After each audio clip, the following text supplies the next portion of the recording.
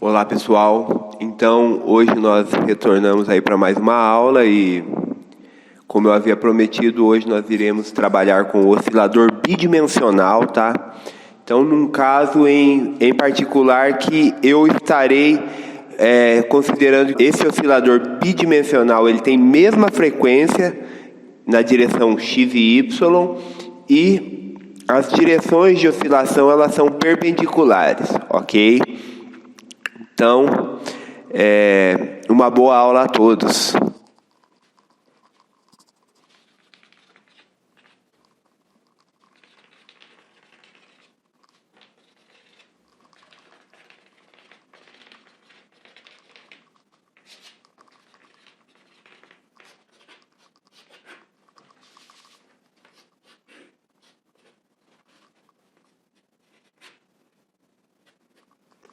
Bem, para pensar num oscilador bidimensional, nós podemos pensar em um pêndulo. E um pêndulo que ele não oscila somente numa direção.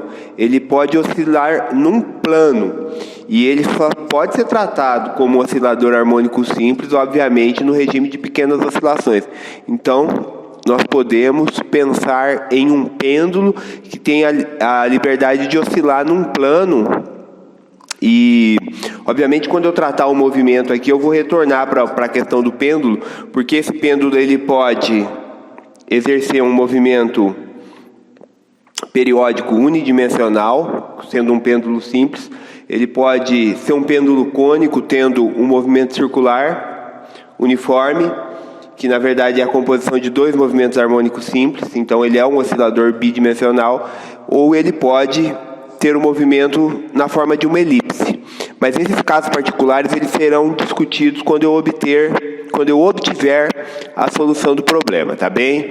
Então, basicamente, podemos pensar em um pêndulo que ele pode oscilar no plano, ok? Então, ele não oscila em uma única dimensão, mas uma única dimensão é o caso particular dele.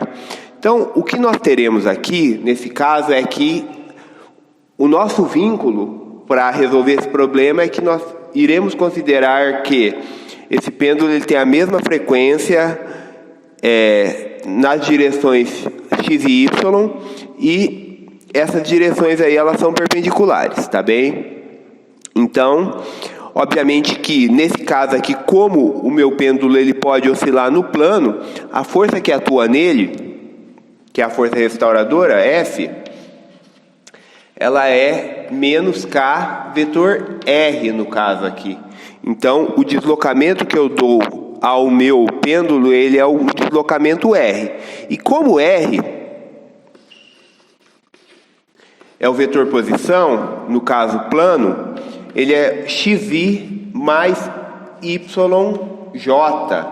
Então, dessa forma aqui, eu posso escrever o meu F como sendo kx menos kx na direção y, menos ky na direção j.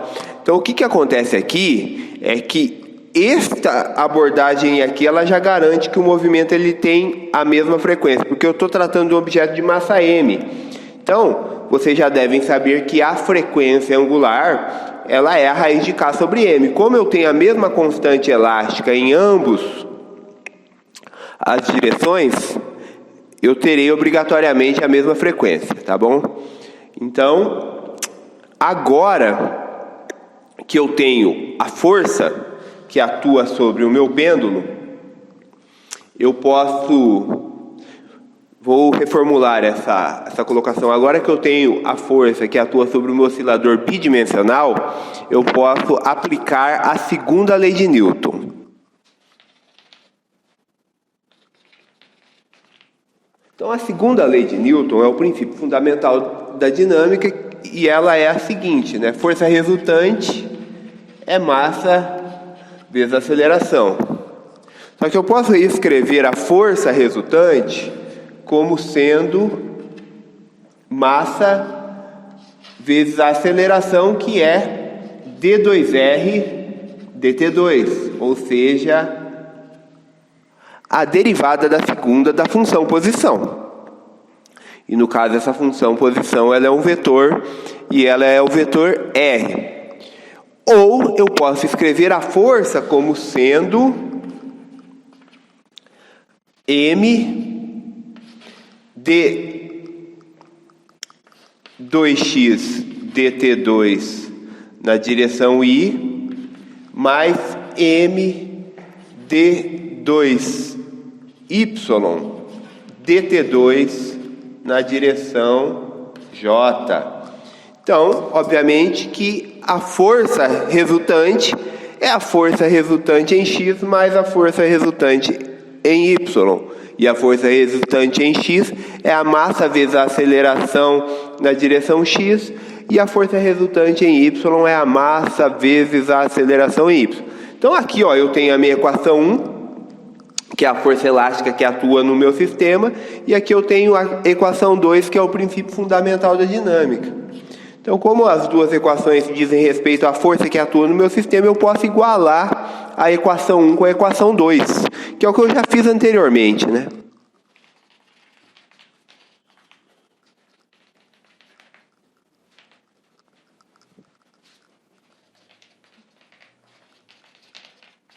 Então, quando eu igualo a equação 1 com a equação 2, eu tenho essa equação 3 aqui, que o que eu tenho aqui? Eu tenho a componente de um vetor, que é menos kx, e essa mesma componente, ela equivale a m de 2x dt2, justamente porque essa é componente i e essa é componente i. Então, se do lado esquerdo eu tenho uma componente i e do lado direito eu tenho uma componente i, significa que elas são iguais. Então eu posso escrever uma equação para a componente i e uma equação para a componente j. Então é isso que eu irei fazer. Então aí eu terei duas equações, eu consigo separar as variáveis aqui dessa equação diferencial, justamente porque a componente x ela diz respeito à direção i e a componente y ela diz respeito à direção j. Então eu consigo separar essa equação diferencial em duas equações.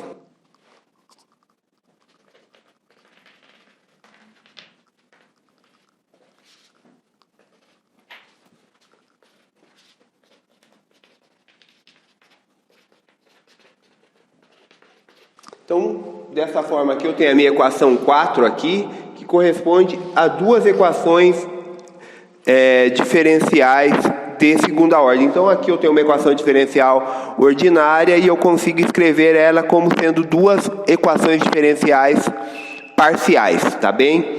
Então, o que eu tenho aqui é que este problema aqui, essas duas equações diferenciais aqui, eu já sei a solução dela, que é a solução para o oscilador harmônico simples. E é isso que eu irei fazer ali na outra lousa, tá bem? Então o objetivo agora aqui é escrever a solução do problema e tentar encontrar a equação de movimento. Como eu já disse, né, o meu pêndulo ele pode oscilar de forma linear, o meu pêndulo ele pode oscilar como um pêndulo cônico em movimento circular uniforme, ou ainda ele pode oscilar como uma elipse, tá bem? Então, é isso que nós iremos fazer agora, na lousa seguinte.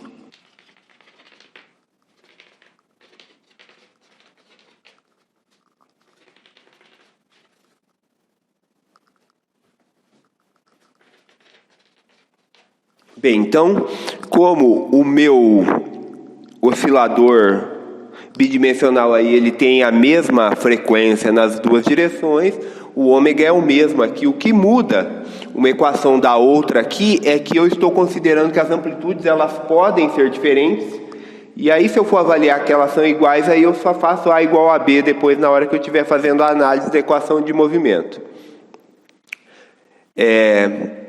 E as fases iniciais aqui elas podem ser diferentes. Então, o que eu irei fazer agora aqui é considerar que a fase inicial para a direção x, para a solução em x, ela é zero. Isso não muda a trajetória do meu sistema, ela só muda a posição que o inicial do meu sistema. Então não tem problema nenhum eu estar considerando que a fase inicial em x ela é zero, tá bem? E justamente isso para facilitar um pouco a minha solução e eu não ter que carregar esse termo aí que dificulta um pouco mais a minha abordagem. Então, como não muda a trajetória, só muda a posição inicial, irei considerar que a fase inicial em x ela é zero. Para não ter que carregar esse índice 2 aqui, ΔI é zero e ΔI é o próprio delta. Então, eu posso ter uma diferença de fase em 2, só que a fase inicial em 1, eu posso ter uma diferença de fase em y, só que a fase inicial em x é nula. Então, a minha solução agora, ela passa a ser x de t igual a A cosseno de ômega t, e o meu y de t, ele vai ser B cosseno de ômega t mais delta. Então agora, pessoal, o que eu irei fazer? Eu irei manipular essas duas equações aqui para escrever a trajetória do meu pêndulo de uma forma mais didática, tá bem? Então, eu consigo manipular essas duas equações de forma que eu consigo escrever a trajetória do meu pêndulo com uma função matemática aí que ela é mais conhecida de vocês.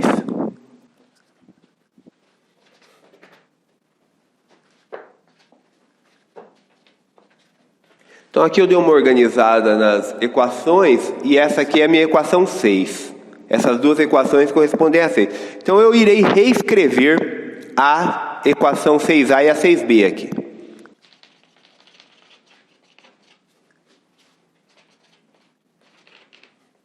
Então, eu sei que x sobre A é o meu cosseno de ômega t. Então, o meu y aqui eu vou escrever da seguinte forma. Eu vou escrever B como sendo cosseno de A mais B. Então, cosseno de A mais B aqui, ele pode ser escrito da seguinte maneira.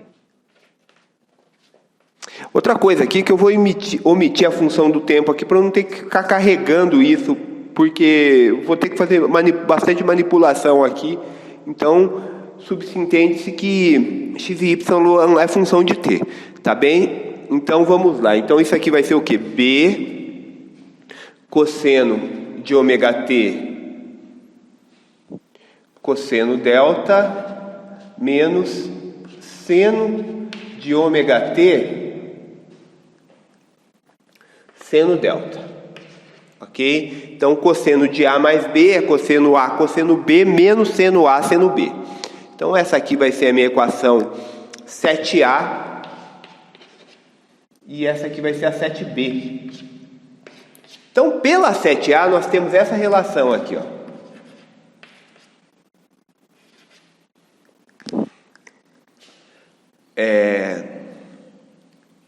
Seno ao quadrado de ômega t mais x ao quadrado sobre A ao quadrado é igual a 1.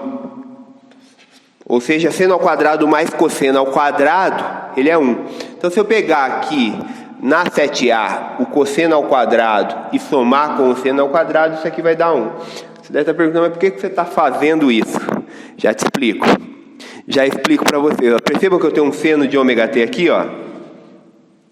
Então eu consigo escrever este seno de ômega t aqui em termos da posição em x, amplitude do oscilador na direção x e de uma constante que é 1.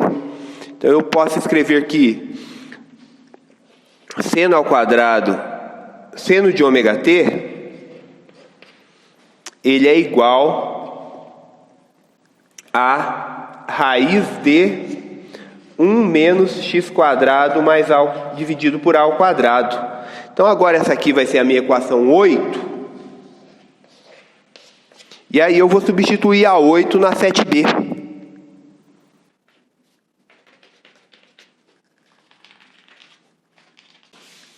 Bem, pessoal, então substituindo a 8 em 7b, Lembrando aqui, ó, que aqui eu tenho um colchete, tá? Porque essa amplitude B, ela multiplica esta relação trigonométrica que eu tenho aqui entre colchetes. Então, o que eu posso escrever aqui? Eu posso escrever que y sobre b, ele é igual a cosseno de ômega t. Cosseno de ômega t, ele é x dividido por a. Então, é x dividido por a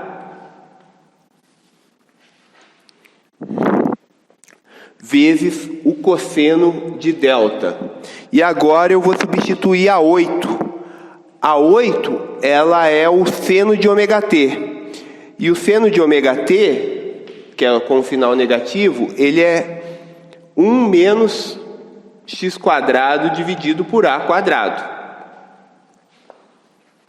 vezes o seno de delta. Então percebam agora que eu tenho uma equação aqui que ela é independente de ômega e de t. Ela depende somente das posições y e x. Então agora, se eu tenho uma equação que depende de y e de x, aqui eu vou poder escrever a trajetória do meu oscilador bidimensional, que era o objetivo aqui dessa aula. Então agora eu irei reescrever esta equação de uma forma que eu possa manipular, que eu possa fazer a manipulação dela para obter a equação de movimento. Desculpa, a equação da trajetória.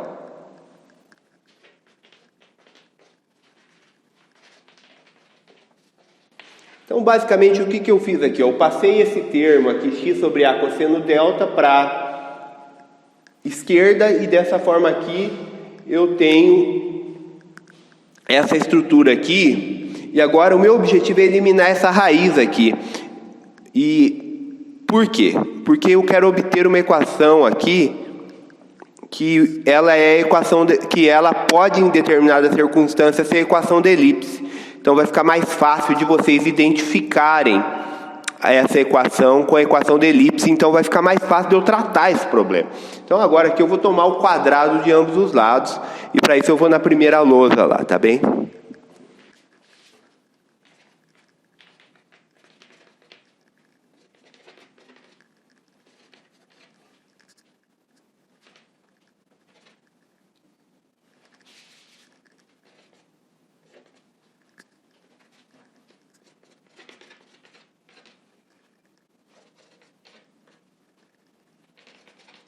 Aqui, tomando o quadrado de ambos os lados, então percebam aqui, ó, que eu tenho x ao quadrado mais a ao quadrado aqui, e x ao quadrado mais a ao quadrado aqui. Então eu posso reescrever essa equação como sendo y ao quadrado sobre b ao quadrado, mais x quadrado sobre a ao quadrado, que multiplica cosseno ao quadrado de delta mais seno ao quadrado de delta.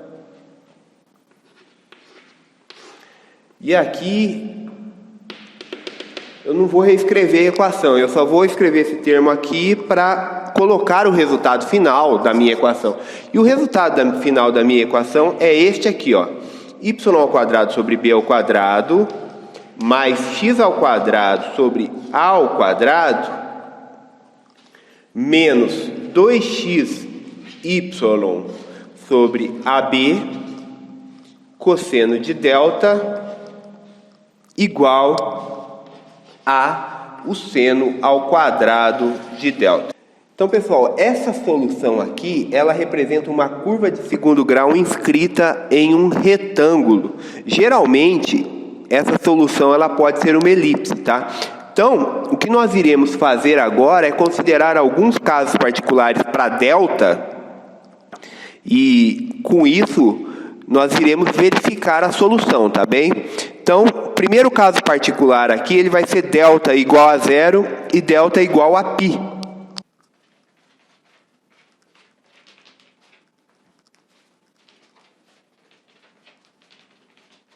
Então, quando eu considero delta igual a 0, y sobre x ele vai ser igual a b dividido por a. Nessa situação aqui eu vou ter um movimento harmônico em que o meu pêndulo ele vai oscilar na diagonal do meu retângulo que tem lados A e B.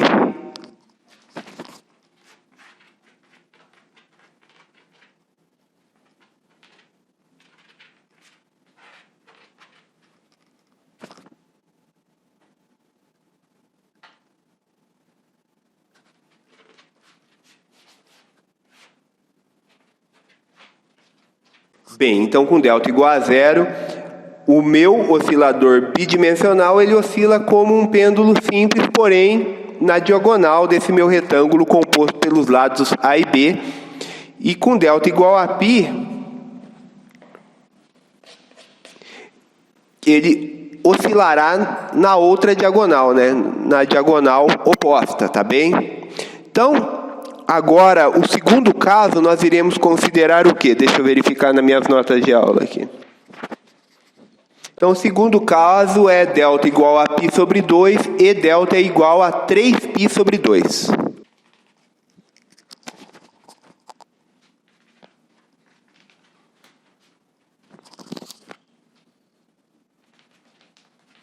Então, quando eu considero a minha fase inicial como π sobre 2 e 3π sobre 2, o meu problema ele se reduz, a minha trajetória do meu movimento ela se reduz a uma elipse, ok? Então, o que difere π sobre 2 e 3π sobre 2 aí, no caso, é o sentido de rotação do meu pêndulo, tá bem? Obviamente que se A e B eles tiverem o mesmo valor, nesse caso aqui o meu pêndulo ele vai ser um pêndulo cônico, tá bem? Só que como A e B têm valores de amplitudes diferentes, podem ter valores de amplitude diferente, o meu pêndulo ele oscila como uma elipse.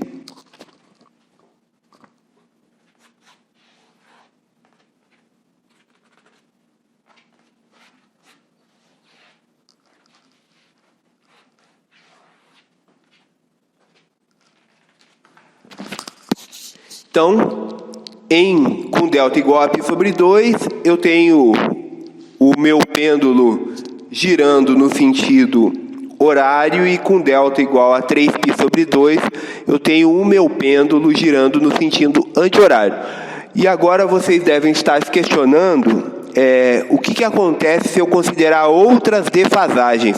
Para outras defasagens, a minha elipse ela vai ficar com outras inclinações.